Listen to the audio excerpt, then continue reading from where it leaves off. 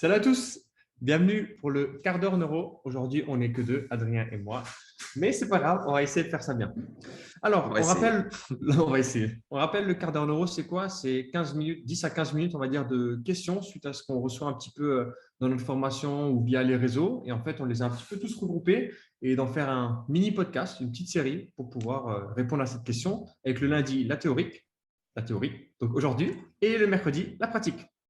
Alors, la question de cette semaine, c'est à quel point l'émotionnel peut-elle avoir un impact sur les performances physiques et via l'œil RNP? Ok. Donc, il y a de quoi dire. En plus, toi, je sais que tu es pas mal formé dans tout ce qui est émotionnel, sophro, prépa mentale, etc. Donc, je Ouais, pense que tu ouais, puis as pas mal à dire. Je vais te laisser tout même seul, le tiens. lien émotionnel. On avait déjà reçu en podcast Julien Pinault de StrongFit, qui lui fait beaucoup le lien entre l'émotionnel, anxiété, dépression et tout, stress versus sport. Donc, je vais pas revenir. Moi, je vous invite à aller voir son webinaire. Il est sur notre chaîne YouTube. Et donc, voilà, vous avez YouTube, Labo RNP, vous recherchez le webinaire de Julien Pinault de StrongFit. On a fait 2 webinaires spécifiques là-dessus sur le lien entre justement l'anxiété et le sport. Donc en gros, ce qu'il faut comprendre, c'est marrant. J'ai encore fait une story là, la semaine dernière sur ma page Insta, Fightform, tu sais, j'ai partagé en fait une publication qui parlait de lactate, tu Mhm. sais, de lactate justement L'acide pour lactique. Non, c'est une blague. ouais, Pardon, pardon. du lactate pour, pour l'anxiété, etc. Alors, est-ce qu'en même temps, je pourrais la retrouver, tu sais, en même temps que je vous parle? Je ne suis pas sûr. Mais en tout cas, ah si, c'est bon. C'était une méta-analyse qui regardait les athlètes élites, identifier les performances des microbes qui ont une fonction sur le métabolisme du lactate, etc. Donc, il y a un lien lactate-sport. Ça, si vous êtes à jour dans vos connaissances, ça vous le savez, qu'il n'y a pas d'acide lactique, c'est du lactate. On sait que le lactate, ben voilà, on en a besoin pour pas mal de choses au niveau de nos performances sportives. Ce qui est intéressant, c'est qu'il y a certains transporteurs du lactate, parce que ouais, le lactate, c'est comme s'il prend des bus et puis il va se déplacer un peu partout dans votre corps.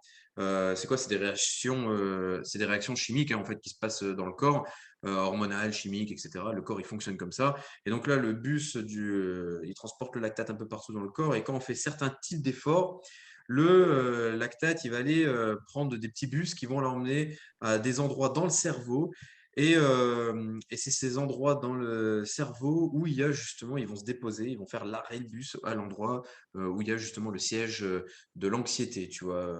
Donc, voilà, il y a un lien déjà entre, oui, faire une certaine activité physique peut entraîner des bienfaits au niveau de l'émotionnel. Voilà. Mais ce qui est cool déjà avec ce que tu dis, c'est le lien avec, tu sais, la question, c'est un peu les facteurs émotionnels sur la performance. Et là, en fait, Ouais, tu reviens un petit peu sur le chemin ouais. inverse. Parce que tout le monde qui se Pour... dit, ouais, j'ai de l'anxiété, etc., je suis stressé, Ouais. ils vont faire la relaxation. Et en fait, peut-être, là, tu vas le dire Mais en sûrement. Il fait, faut faire l'inverse, en fait. pourquoi, Enfin, ouais, mais pas toujours, pourquoi en mais fin de compte, j'en viens là? Ce qui est important donc à comprendre, c'est que l'impact physique a un lien sur l'émotionnel, mais vice-versa. Et dans notre développement physique, on avait fait aussi tout un webinaire, hein, c'était cet été, j'avais fait un webinaire de contenu sur l'impact de l'émotionnel sur la posture. J'ai partagé énormément d'études scientifiques qui montrent qu'il y a un impact vestibulaire, un impact aussi du cervelet sur tout ce qui était les aspects émotionnels. Donc voilà, donc en fin de compte, il y a en permanence une interrelation qui se crée entre l'émotionnel et la posture. Mais l'émotionnel, comment il se crée à la base de notre développement humain? Il se crée par le mouvement, la posture. Donc dans un premier temps, on est des êtres sensoriels. Donc quand on est dans le ventre de la maman, on bouge parce que la maman, elle bouge, hein. Donc on se remue un peu, ça fait stimuler le système vestibulaire. Il y a un peu le système proprioceptif qui vient déjà se développer dans le ventre de la maman. Donc voilà, on développe déjà des choses sensorielles. Et c'est ça, quand on va naître, après, continuer à explorer ce mouvement qui va permettre au système nerveux de se développer, au cerveau de se développer, et qui va venir développer les aires motrices pour aller, enfin je dis des aires, mais on sait qu'on ne parle plus d'air, mais c'est les connexions motrices et qui vont aller vers le cognitif, l'émotionnel, etc. Donc en fait, il y a un point principal entre le mouvement et l'émotionnel. Donc souvent, quand il y a des personnes anxieuses, on leur dit va faire du sport, ça va aller mieux. Donc on en sait qu'il y a aussi des études scientifiques qui ont montré, tu sais, l'impact de comment je me tiens Tiens. sur ce que ça va avoir sur mes réactions émotionnelles. Donc, est-ce qu'il faut vraiment tout le temps partir d'un point de vue émotionnel ou est-ce qu'il ne faut pas déjà des fois regarder aussi le physique, tu vois? Bah, de toute façon, tu le vois, même au niveau des réflexes archaïques, c'est qu'ils ont souvent une triple composante physique slash posturale, émotionnelle et cognitive. Ouais. Et comme Matt Boulet le dit toujours, quand il aime bien parler avec personne neuro d'équilibre, etc., parce qu'il développe beaucoup à ce niveau-là, c'est il dit comment tu vas être équilibré dans la vie si tu n'es pas équilibré sur une jambe. C'est Ouais. un peu J'aime caricatural, bien mais c'est vrai, ce, tu vois. mais j'aime bien cette phrase-là qu'il partage souvent et c'est totalement vrai. En fait, l'équilibre, c'est plurifactoriel. Et même, on peut pas dire, on l'a déjà répété hein, dans des neuros, dans des webinaires, on peut pas dire j'ai ça, et ben ça, il va falloir que j'aille travailler que ma posture. J'ai ça, il va falloir que je travaille que mon Mm. émotionnel. J'ai ça, il va falloir que je travaille que mon développement personnel. Non, c'est pas vrai. En fait, c'est un ensemble. Et si vous voulez matcher, ben, le développement du corps humain, du cerveau, ça se fait par un ensemble d'interactions. Donc, il va falloir aller chercher là-dedans, quoi. C'est bien parce que tu parles de réflexe archaïque, donc je rebondis, tu vois. Vas-y, Alors, on a des réflexes archaïques comme le réflexe de peur paralysante ou le réflexe de Moro, qui sont des gros bloqueurs quand même de la posture. On sait que le réflexe de peur paralysante, quand il se met en place, alors les réflexes archaïques, vous savez, c'est quand on développe 72 réflexes archaïques de la période de gestation, donc dans le ventre de la maman, jusqu'au, on va dire grosso modo, les 7 ans de vie de l'enfant. C'est là la maturité du système nerveux central.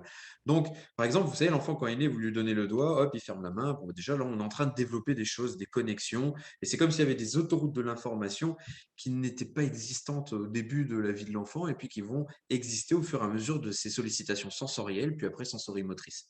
Et donc, quand on fait ce développement, on vient impacter sur l'intégration donc de ce que je disais, les sphères cognitives, émotionnelles, posturales, etc.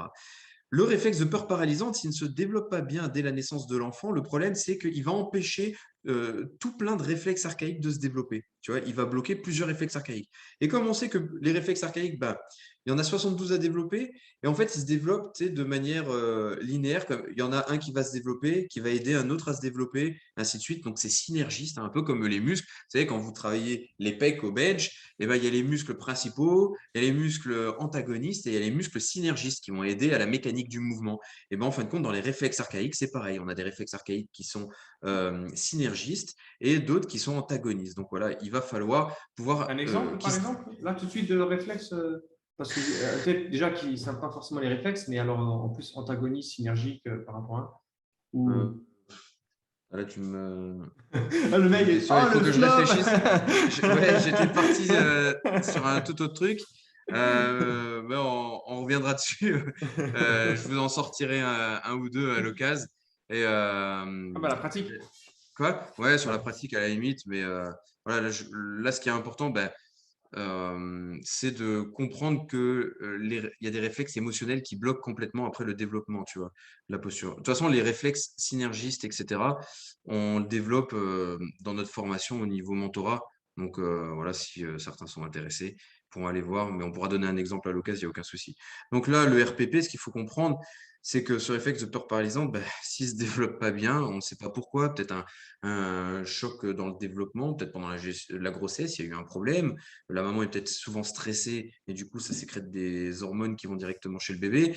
Peut-être qu'il y a eu un choc, un trauma physique ou émotionnel au moment du développement, du neurodéveloppement de l'enfant, ou peut-être plus tard, hein. Et donc, du coup, il y a ce RPP qui peut revenir et ça bloque pas mal de choses. Moi, ce que je vais vous montrer, regardez, je vais vous partager. Alors, ceux qui ne seront pas en vidéo, ça sera compliqué, mais je vais vous le décrire. Vous voyez, ça, c'est des fiches qu'on donne, par exemple, pour les Hmm. gens de notre formation. Donc là, le réflexe de Moro, qui est un des gros réflexes de la posture, bah, qu'est-ce qu'il fait?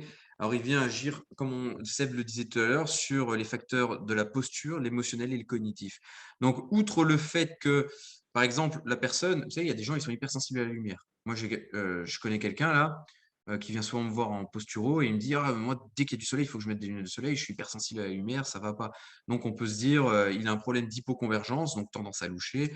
Donc, on peut se dire, OK, tiens, il va peut-être y avoir un RPP, même s'il est pas trop ressorti, il peut être quelque part, tu vois. Peut-être que c'est inconscient aussi, hein, il y a beaucoup de choses qu'on a au niveau inconscient et on ne se rend pas compte en fait que c'est des bloqueurs.